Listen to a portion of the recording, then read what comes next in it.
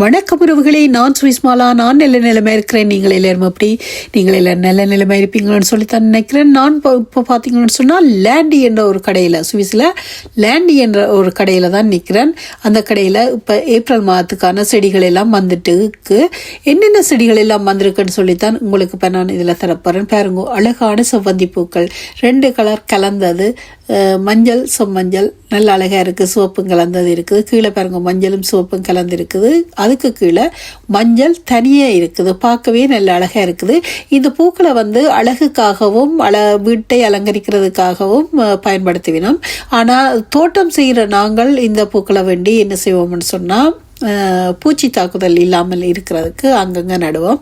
என்றபடியாக அதையும் நாங்கள் நடுக செய்கிறதால எங்களோட தோட்டத்துக்கு நல்ல பிரயோசனம். இங்கே பார்த்தீங்கன்னு சொன்னால் உருளைக்கிழங்கு எல்லாம் நடுகைக்கு தயாராக இந்த லேண்டியில் வந்திருக்குது. விதமான உருளைக்கிழங்குகள் இங்கே இருக்குது. இப்போ நாங்கள் வீட்டில் பாவிக்கிற உருளைக்கிழங்கு முளை வந்தால் அதை கூட நாங்கள் நட்டு பயன்பெறலாம். ஆனால் நாங்கள் வீட்டு தேவைக்காக குளிர்காலத்தில் கடையில் வேண உருளைக்கிழங்குகள் ரசாயனங்கள், அதாவது உரங்கள் பாவிக்கப்பட்ட கிழங்குகளாக இருக்கலாம்.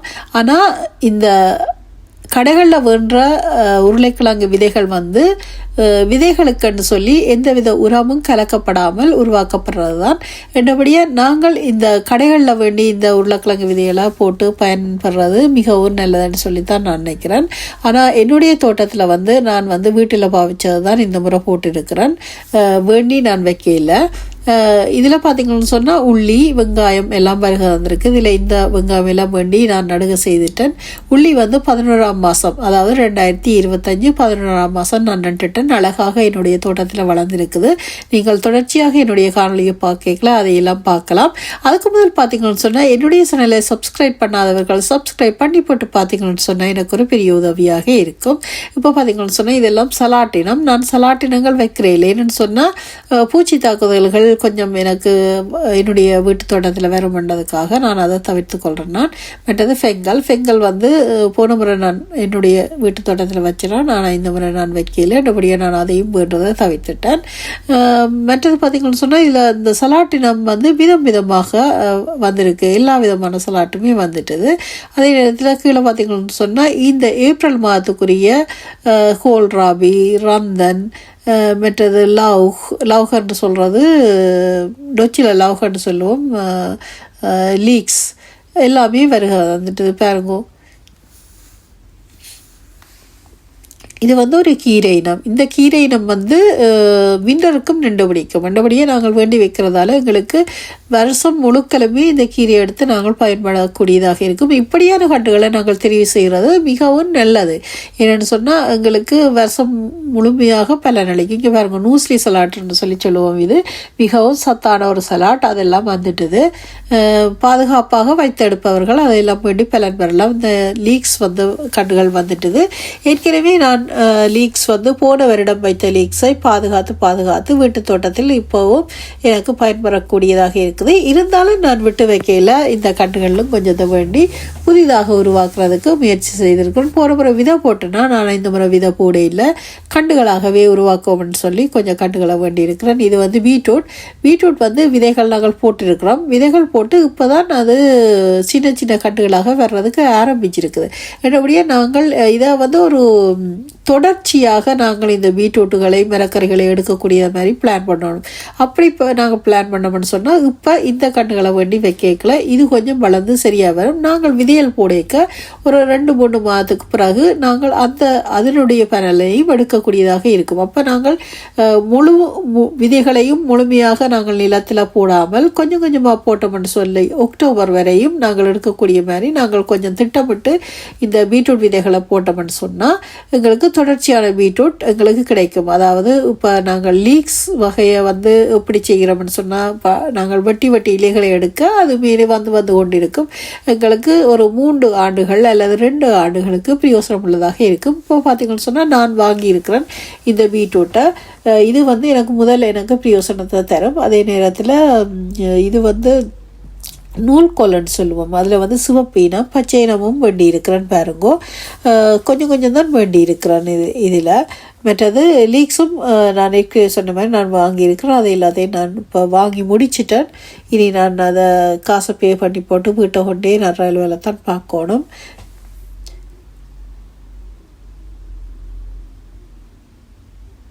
குளிர் நாட்டில் வசிக்கிற நாங்கள் அந்தந்த காலத்துக்கு ஏற்ற மாதிரி அந்தந்த மாதத்துக்கு ஏற்ற மாதிரி தான் நாங்கள் பயிர்களை நட முடியும்.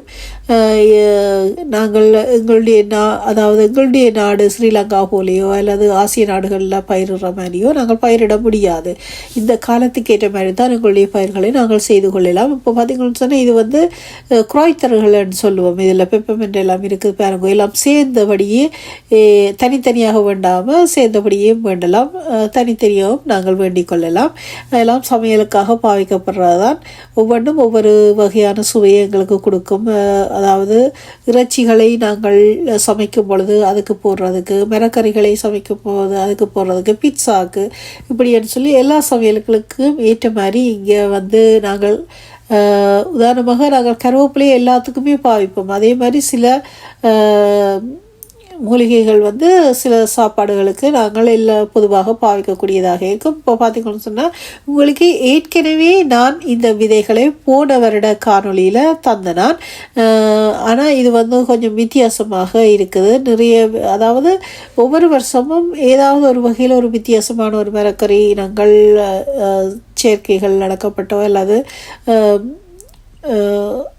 ஒரு விதமான புதுவிதமான மரக்கறிகளை நாங்கள் பார்க்கக்கூடியதாக இருக்கும். பாருங்க, இந்த முறையும் அழகழகாக வந்திருக்கு. நான் வந்து இதில் வந்து எனக்கு கேரட் விதை தான் வேணும். கேரட் வந்து எல்லாம் கலந்ததாக எடுக்கலாம்னு சொல்லி தான் நான் பிளான் பண்ணியிருக்கிறேன். பாருங்க, இது வந்து நீட்டு பீட்ரூட், உருண்டை பீட்ரூட் எல்லாம் வந்திருக்கு. இதுலேயே எத்தனை விதம் என்று பாருங்கோ. கேரட்டிலேயே எத்தனை விதம், போனில் எத்தனை விதம், விதமாக வந்திருக்குது. எல்லாத்தையும் நாங்கள் வாங்கி வைக்க முடியாது, இடப்பிரச்சனைகள் எல்லாம் இருக்கும். மற்றபடியாக நாங்கள் முடிந்த அளவு கொஞ்சம் கொஞ்சமாக வேண்டி வைத்து பலன் பெறலாம்னு சொல்லித்தான் என்னுடைய ஆலோசனை.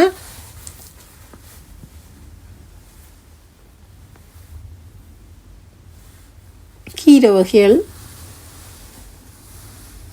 சலாட் வகைகள்,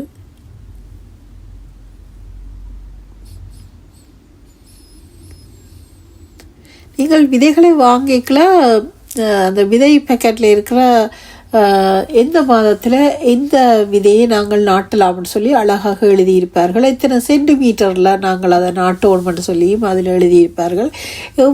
எப்படியான வெப்ப நிலையில் நாங்கள் அதை வச்சிருக்கணும்னு சொல்லியும் அழகாக எழுதியிருப்பினோம்.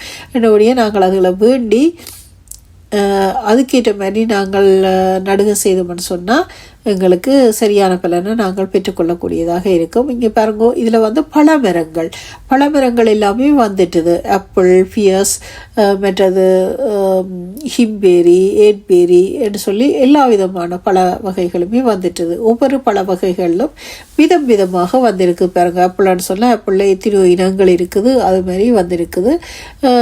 இந்த முறை கொஞ்சம் வித்தியாசமாகவும் பார்க்கக்கூடியதாகவும் இருந்தது சில மரங்களை. எல்லாமே இதெல்லாம் வெளியில் வச்சிருக்கிறோம். இப்போவே நாங்கள் எடுத்து இதை வெளியில் நாட்டக்கூடியதாக இருக்கும் என்றபடியாக தான் அவர்கள் அதை வெளியில் வைப்பார்கள். எதை உள்ளுக்கு வைத்து பாதுகாக்கணும், எதை வெளியில் வச்சு பாதுகாக்கணும். அதை நாங்கள் அந்த கடைகளுக்கு போகிறதன் மூலமும் நாங்கள் அதை கற்றுக்கொள்ளலாம். வெளியில் வச்சிருப்பினோம், இந்த காலத்தில் இதை நாங்கள் வெளியில் வச்சு நாங்கள் பயன்பெறலாம் என்று சொல்லி முடிவுக்கு வரலாம். அதே நேரத்தில் அழகாக நாங்கள் அதில் எழுதப்பட்டிருக்கோம், அதையும் வாசித்து அந்த காலநிலைக்கு ஏற்ற மாதிரி நாங்கள் நடுகையும் செய்யலாம். இப்போ பார்த்தீங்கன்னு சொன்னால் இவ்வளவு விதமான மரக்கன்றுகள் எல்லாம் வந்துட்டுது. இனி ஒரே கொண்டாட்டம் தான் தோட்டக்காரர்களுக்கு. ஏன்னு சொன்னால் இனி எல்லா விதமான கன்றுகளும் வந்துடும், பூக்கன்றுகளும் வந்துடும். வித்தியாசமான ஒரு அழகாக சுவிஸ் கொடுக்கும். ஏன்னு சொன்னால் விண்டருக்கு ஒரு அழகாக இருக்கும், சம்மருக்கு ஒரு அழகாக இருக்கும். என்னென்னு சொன்னால் விண்டருக்கு ஒரே பனிமயமாக இருக்கும். பார்க்குறதுக்கு ஒரு வெள்ளி பளிங்கு சுவிஸ் மாதிரி இருக்கும். பார்க்க அவ்வளோ அழகாக இருக்கும்.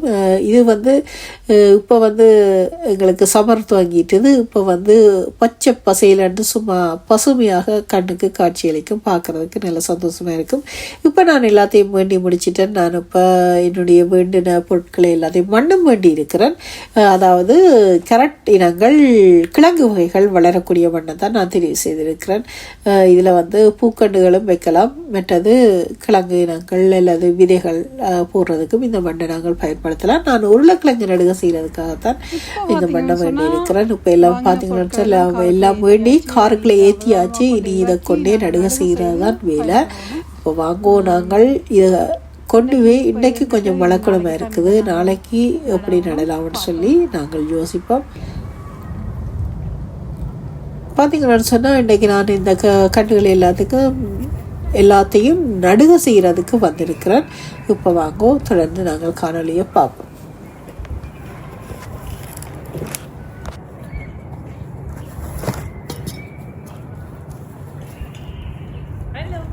Hallo, grüezi. Wie geht's? Gut, danke. Schon weg? Auch gut. Jetzt ist vom Schweiz Föhring. Ah ja.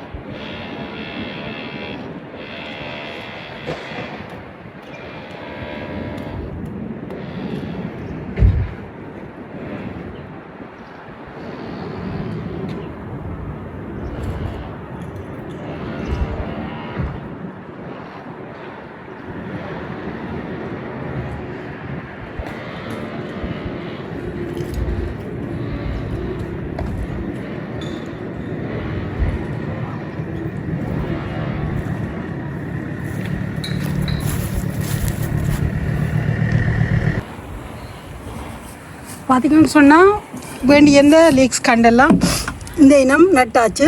இப்போ அதுக்கு கொஞ்சம் தண்ணி பூவாளியால் விடுவோம்.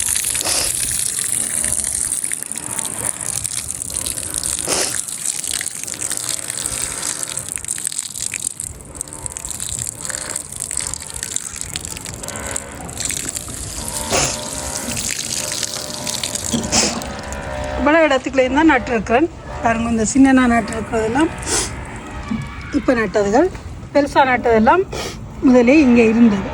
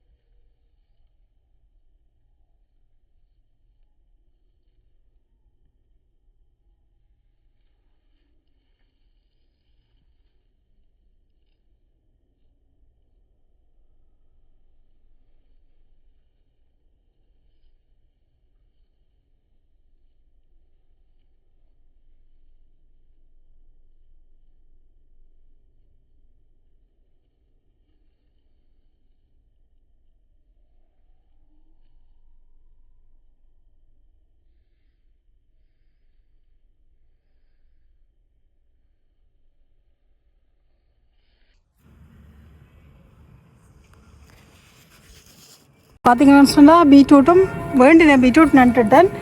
விதையல் போட்டேன், விதையல் இன்னும் வேற இல்லை. 4 இருக்குது இன்னைக்கு. இந்த இடத்துல விதை போட்டேன், இன்னும் வேற இல்லை.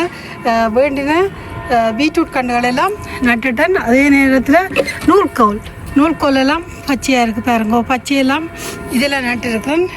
சிவப்பினம் எல்லாம் இங்கே நட்டுருக்கேன். இது பார்த்திங்கன்னா சிவப்பினம் எல்லாம் இதில் தான் நட்டுருக்கேன். இப்போ இதுக்கு நாங்கள் கொஞ்சம் தண்ணி விடுவோம்.